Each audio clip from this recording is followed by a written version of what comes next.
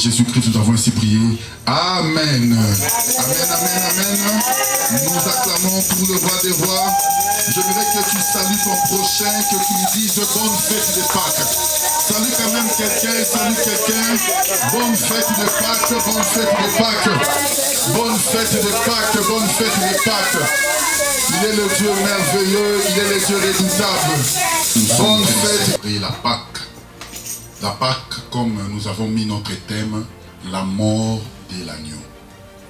Et nous avons lu l'écriture d'Exode, là où on nous explique que pour ce que le Seigneur avait manifesté le jour de la libération des enfants d'Israël, parce qu'on ne peut pas comprendre la Pâque si on ne retourne pas en arrière. Amen. Parce que beaucoup de gens, lorsqu'on me pose la question qu'est-ce que la Pâque, beaucoup ne savent pas. D'autres diront non, voilà, c'est la fête de lapin. Hein? Surtout même les chrétiens, lorsqu'on leur pose la question c'est quoi la Pâque, beaucoup ne savent pas. Beaucoup de tous ceux qui savent, tous ceux qui connaissent, c'est seulement que la Pâque est la mort et la résurrection de Jésus. Mais en réalité, qu'est-ce que la Pâque? Amen. Vous savez, le mot Pâque en grec veut dire Pacha. Pacha.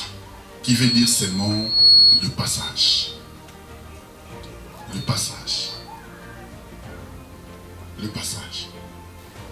En d'autres termes, le passage de la mort à la vie. Et c'est ce que le Seigneur est venu nous accorder à la croix. Amen.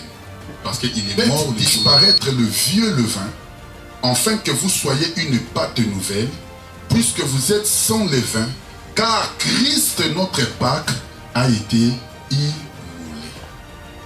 Donc lorsqu'il parle de Christ, notre Pâque, il se réfère de l'agneau que les Hébreux avaient pris ce jour-là pour leur libération. Amen, amen, amen, amen. C'est pour ça que Jésus, un jour, il était en train de venir pour se faire baptiser. Lorsque Jean-Baptiste a vu cet homme, il a dit, voici l'agneau de Dieu qui ôte le péché du monde. Lui, c'était un prophète. Mais lorsqu'il regarde Jésus, lui, il voit l'agneau de Dieu qui est venu pour ôter le péché. Mais les gens qui étaient là, eux, ils voyaient un homme venir. Je ne sais pas ce que je comprends. C'est pour ça que les yeux de prophète ou les yeux d'un enfant de Dieu doivent être différents des yeux de personnes qui sont dans le monde.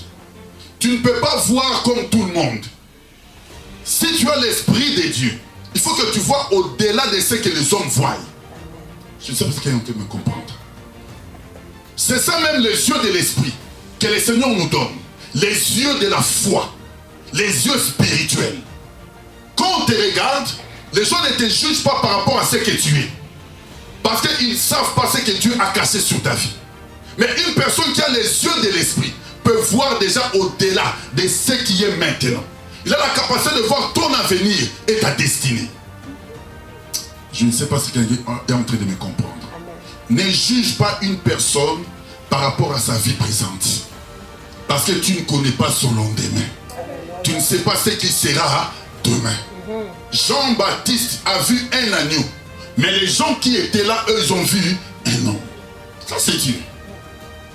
Quand Dieu veut te libérer, il ne va jamais te libérer le main vide. Même s'il te fait sortir dans une prison, tu sortiras dans la prison, mais avec de bien. Je ne sais pas ce qu'il me comprend. Ça, c'est notre Dieu.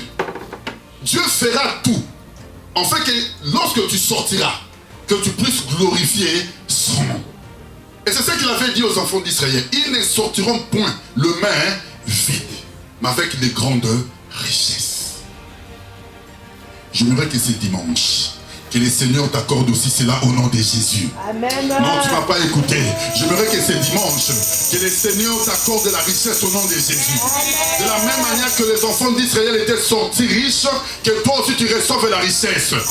La richesse spirituelle, la richesse matérielle. Que tu puisses prospérer dans tout ce que tu feras. Et que la main de Dieu puisse se démontrer. Amen. Quand tu crois cela, tu le verras s'accomplir. Parce que c'est un Dieu qui accorde l'abondance. Il accorde l'abondance. Il n'a pas laissé son peuple sortir le main vide à combien plus forte raison Dieu te laissera? À combien plus forte raison Dieu t'abandonnera? Si tu es en train de pleurer parce que tu ne connais pas encore la grandeur de Dieu, même si tu n'as rien aujourd'hui, crois que demain, ton Dieu est capable de faire quelque chose. Il est capable de faire quelque chose. Même là où tu n'attends pas, il est capable de réaliser ses promesses sur ta vie. Il est le Dieu puissant. Les enfants d'Israël sont sortis avec de bien. Ils sont sortis avec de bien. Que la richesse soit ton partage. Je sais comme si vous ne croyez pas. Tu vois, tu es tellement habitué à l'esprit de la pauvreté. C'est ça, lorsqu'on te dit les choses de la richesse, tu doutes toi-même, tu dis, et qu'on t'a wapi. Yo qu'on l'a qu'on t'a wapi. Yo ça n'est confiance l'ensemble. Parce que vous savez comment ça là, à aucun de l'autre pour aller au monde à terre. Là, ça va pas de l'autre pour aller au bâtir. Parce que ça, ils ont ça là. Toi seulement, tu le verras s'accomplir. Parce qu'il est Dieu. Amen. La foi, on ne se pose pas les questions quand tu veux activer la foi dans ta vie. Tu es capable de sortir ici, de rencontrer aussi une personne qui te bénit. Amen. Amen, amen, amen. Il a nourri Élie dans le désert. Le corbeau venait lui donner la nourriture. Un corbeau qui venait donner la nourriture à un prophète. Et à combien plus forte raison. Hein? Même si tu n'as rien, crois seulement que tu auras l'argent. Il faut avoir l'esprit de Balouba. Amen, amen, amen. L'esprit de Balouba, même je suis Moulouba, mais il faut avoir l'esprit de Balouba. Un Moulouba, même s'il n'a rien, il croit seulement qu'il croit déjà qu'il a l'argent. Il sait déjà qu'il a l'argent. Même s'il n'a rien. Toi, tu le vois là comme ça, il n'a rien, mais il sait que dans son pays, là-bas, Moujima, il y a de l'or, il y a de l'argent. Donc il se promène la tête haute parce qu'il sait que dans son pays, il y a l'argent. Mais toi, tu n'es pas citoyen de la terre. Tu es citoyen du ciel. Comme tu es citoyen du ciel, la richesse de Jésus est aussi ta richesse. Si tu crois cela, reçois cela au nom de Jésus. Si tu crois cela, reçois cela au nom de Jésus. Que la richesse de Jésus s'établisse dans ta vie. Que la richesse du Tout-Puissant se manifeste dans ta vie. En fait que tu le glorifies et tu le célèbres.